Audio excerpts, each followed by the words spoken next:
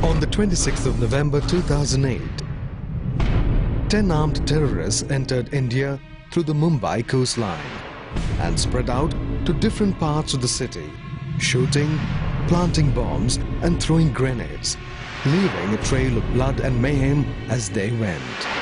Their mission was to kill until they were killed.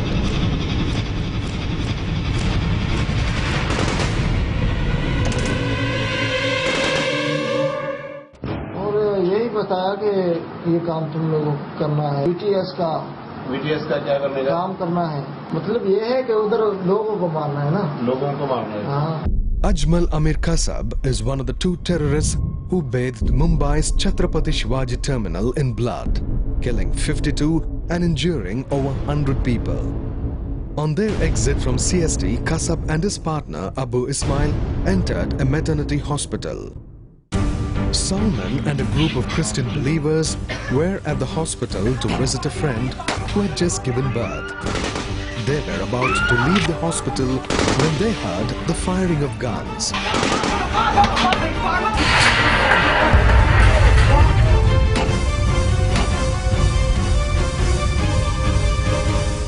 हर एक के अंदर डर भरा हुआ था। कोई चिल्ला रही थी, कोई चीख रही थी, कोई अपने आप को छुपाने की कोशिश कर रही थी।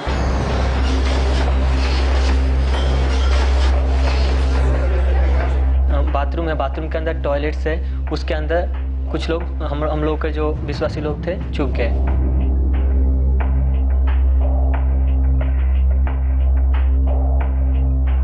एक ऐसे औरत थी कि जिसका मीन्स कुछ आवर्स पहले उसका ऑपरेशन किया गया था और उसका मीन्स ब्लीडिंग हो रही थी पूरा। Salman and 4 of his friends tried to secure the place before the terrorists entered. Thomas switch बंद कर रहा था, वो हर एक स्विच को बंद करने की कोशिश कर रहा था मगर लाइट बंद नहीं हो रहा था। उसी समय पे अजमल कसब नीचे से लोगों को मारते मारते ऊपर की ओर आया। जिसको भी मिला वो हर एक को मारते मारते ऊपर चढ़ा, मगर पहली बार मेरा फ्रेंड जब भी उसके सामने आया वो गोली नहीं चलाया। उसने कहा चुप हो जाओ, और मैं जहाँ पे छुपा हुआ था मेरे अराउंड 1.5 फीट दूर एक आतंकवादी खड़ा था जो अबू इस्माइल नाम है। Salman had a surgical scissors at hand and wanted to strike out at the terrorists near him, but he remembered Jesus' words. परमेश्वर के वो वचन मुझे याद आया कि तुम अगर तलवार से मारोगे तो तलवार से मारा जाओगे। तो मैंने उसको दूर में रख दिया। मैं चुपचाप छुपा हुआ था और अंदर ही अंदर मैं प्रे कर रहा हूँ। तो वो दोनों मेरे बाजू में जब ये आया, अजमल कसब ने मुझे देख लिया। जब भी उसने मुझे देखा तो मुझे जोर से कहा उसके बाद अजमल कसब जो है वो हम लोग के साथ था और हम लोग को कहा, हम लोग उठने के बाद हम लोग को दिखाने लगे कि देख मेरे पास क्या है। हम लोग को दिखाने लगा उसके पास ग्रेनेड है, उसके पास लाइक जो हथियार थे वो दिखाने लगे। बाथरूम के अंदर हम लोग को लेके गया। वहाँ पे जाने के बाद हम लोग को दीवार के ओर फेस करके हाथ ऊपर करके हम लोग को खड़ा रखा। With the gun of the mindless terrorist just inches away from them, Salman and his friends knew that they could be shot at any time, but they believed that God was still in control of the situation.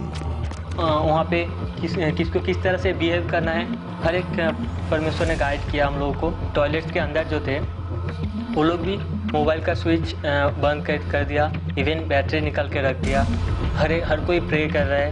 Even एक बच्चा जो था, कितना सारे बच्चा वहाँ पे था, मगर उस वक्त में एक भी बच्चा एक भी शब्द या एक भी रोने का आवाज़ नहीं निकाला।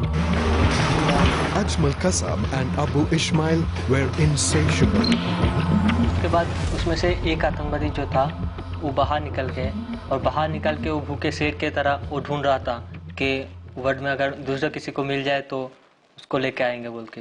तो वो बहुत ढूंढा तो उसको एक आदमी मिला जिसका नाम था हरिश्चंद्र। हम लोग के पीछे लेके आया घसीटते हुए और उसको मार रहा था। तो जब भी उसको मार रहा था उसके बाद उसको बोला कि तू अल्लाह बोल के चिल्ला। तो उसको मार रहा है और वो अल्लाह बोल के चिल्ला रहा है। तो उसके बाद उसको छुरी से उसको भोंका गया, उसको पीठ में, उसे बीच में गोली किया गया। तो उसके बाद हम लोग को पीछे आके आतंकवादी अजमल कसब ने आके कहने लगा कि देखो देख ये मर रहा है, ये आदमी, तुम सब मरोगे। हम लोगों के अंदर उस वक्त में कुछ आशा नहीं था, एक मोमेंट का दूरी है मौत से, ऐसा हम लोगों के अंदर था। उसने हम लोग के बंदूक का टिका दबाना चालू कर दिया। What happened that moment was nothing short of miraculous.